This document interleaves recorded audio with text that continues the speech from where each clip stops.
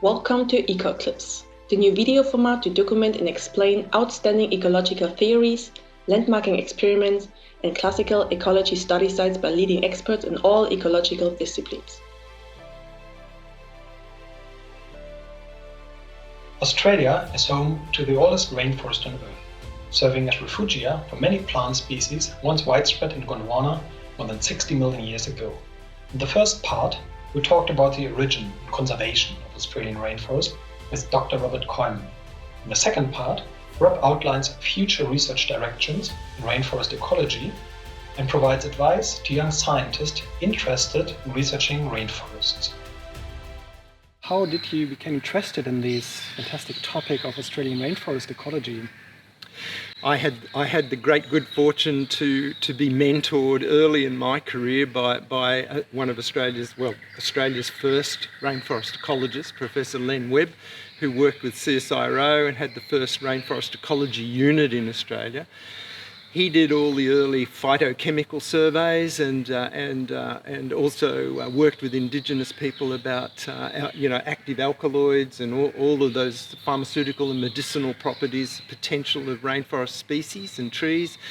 He did with Jeff Tracy, he worked on foundationally describing the so-called alpha taxonomy, describing the floras and then looking at the distribution of species and their assemblage variations, so how species and how communities were distributed across the landscape and across the environmental gradients.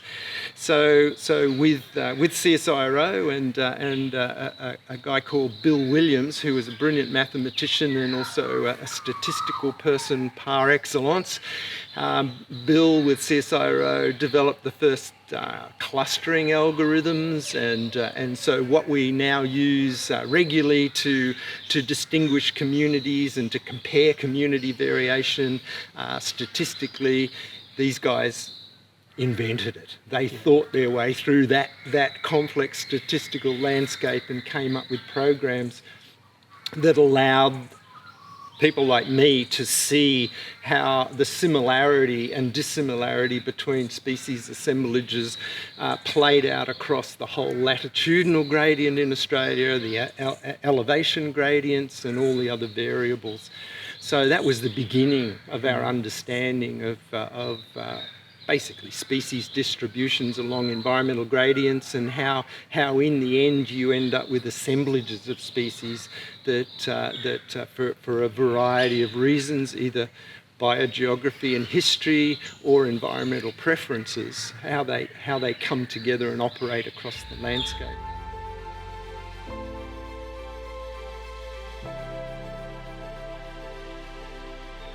Lifetime as active researcher, how did the topic change over time, like rainforest ecology, probably particularly here also in Australia? Yeah, I think it's there's some interesting challenges in Australia for rainforest ecologists. Not least, of course, is the interaction of the rainforest flora with the so-called sclerophyll flora, particularly the eucalypts in that group. And the irony, of course, is that we now know that the oldest fossils of eucalyptus come from Patagonia, 52 million years ago, which is not to suggest that that's their origin, but they're obviously Gondwanan and have been interacting with rainforest in the Gondwanan setting from the beginning. So the consequence of that, of course, is that their strategy, probably in Antarctica and certainly in South America, would have been that they were likely present in disturbed volcanic settings with rainforest nearby. So those interactions between rainforest and the eucalypt forests are long-lived. It's a deep time phenomena. But what's happened in Australia, of course, is that rainforest dominance has given over to dry adapted flora dominance. And so it's been inverted. So the consequence of that, of course, is that the eucalypt forests and the dry heaths and the grasslands have dominated the landscape, and the rainforest has gone into retreat. But they're still actively interacting around the margins, depending on the biogeographic history, the fire history. Sometimes it's just landslips, mineral soil exposure, those interactions and the expansion contraction dynamics have been part of the Australian landscape for a long time. So that's, I think, a bigger insight, a more a clearer insight into that element of the Australian ecology has been developing, but only slowly. There's still some. I guess it's still the elephant in the room in some ways. I think in terms of our understanding of the origins of the vegetation, that's really interesting, because early on in Australia's history, the rainforest was often disparagingly called scrub and regarded as an invasive Indo-Malesian element coming down through Papua. And of course, subsequent to that, we have discovered and with the fossil record and linking all of the phylogenies and all of the tools that we have at our disposal now, we understand the biogeography of the origins and evolution of the rainforest much better.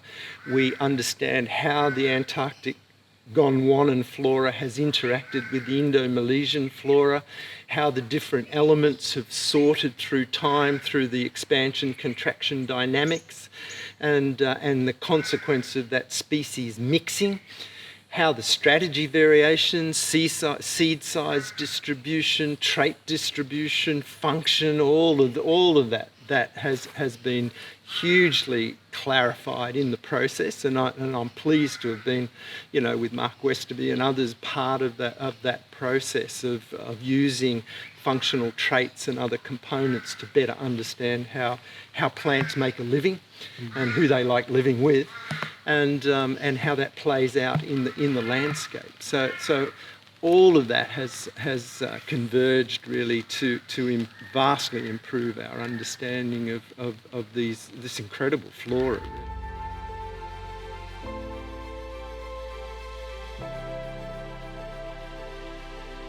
What is your advice for an early careers researcher interested in this topic, and probably also where the future of this research direction is probably going to develop, and also probably opportunities for early careers to start a career in tropical rainforest ecology?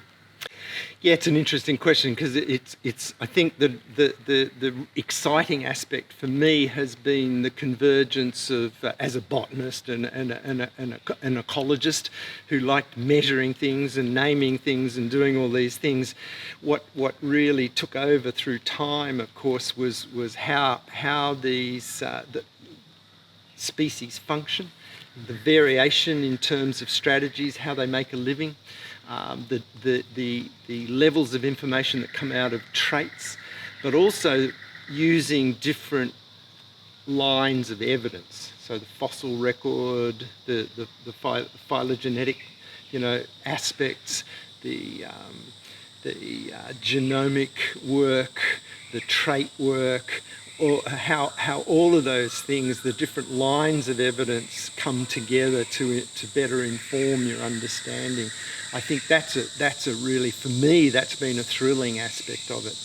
But nested within that, of course, for students and for others interested in developing their thinking and their approach to that, are huge opportunities. I mean, plant physiology, all of the vascular networks, the influence and impacts of climatic variation, and the different thresholds that species have, the tolerances for certain selection pressures.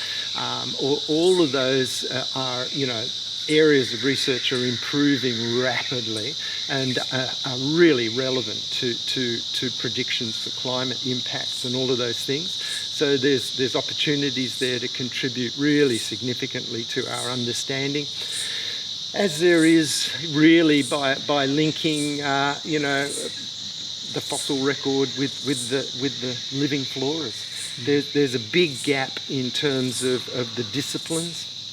And it's been one of the things that working with people like Peter Wilf in Penn State and with the work they do in Argentina on Laguna de Honco, the great Gondwanan fossil record there, that what that tells you is that there's much to be gained in understanding contemporary ecology with reference to deep time and the persistence of lineages through time. They're the success stories in evolutionary history that tell us how plants and lineages have survived and why they've survived. And that can be moving spatially, but it also can be a demonstration of extreme tolerance and adaptation. So all of those factors play out. So there's a huge scope for exploring all of that. And it's an exciting area.